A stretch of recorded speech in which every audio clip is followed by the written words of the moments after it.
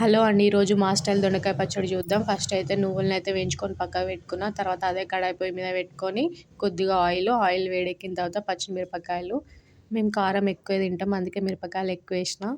ఇంకా దాంట్లోనే పుదీనా కూడా మంచిగా వాష్ చేసి వేసుకున్న. ఇంకా అట్లనే 8-10 వెల్లుల్లిపాయలు, అట్లనే కొద్దిగా చింతపండు కూడా వేసినాం.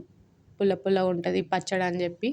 ఇంకా బాగా ఫ్రై అవ్వాలి. ఫ్రై అయిన తర్వాత అది కూడా తీసి పక్కకు పెట్టుకోవాలి. మళ్ళీ అదే కడాయి పొయ్యి మీద పెట్టుకొని ఆయిల్ వేసుకొని, ఆయిల్ వేడెక్కిన తర్వాత జీలకర్ర, అట్లనే దొండకాయలు కూడా మంచిగా వాష్ చేసుకొని చిన్న చిన్న ముక్కలుగా అయితే కట్ చేసి వేసుకోవాలి.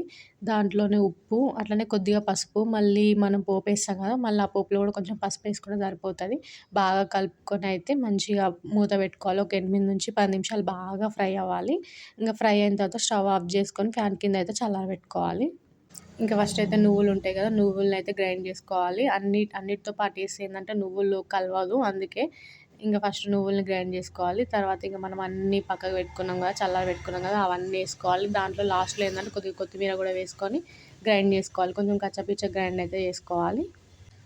తర్వాత ఇంకా పోపు వేసుకోవాలి. మళ్ళీ అదే కడాయి పెట్టుకొని ఆయిల్ వేసుకోవాలి. ఆయిల్ వేడెక్కిన తర్వాత పోపు దినుసులు, అట్లనే 2 ఎండుమిరపకాయలు, 2-3 వెల్లుల్లిపాయలు కూడా వేసుకొని, కొద్దిగా కరివేపాకు కూడా వేసుకొని, కొంచెం పసుపు వేసుకొని కొంచెం ఫ్రై అయిన తర్వాత ఇంకా మనము గ్రైండ్ చేసుకున్న దొండకాయ పచ్చడి ఉంది కదా, అది కూడా వేసుకొని బాగా కలుపుకోవాలి. బాగా కలుపుకొని ఒక 2-3 నిమిషాలు అయితే లో ఫ్లేమ్లో పెట్టుకొని స్టవ్ ఆఫ్ చేసుకొని వేడి వేడి అన్నం తింటే బాగుంటుంది.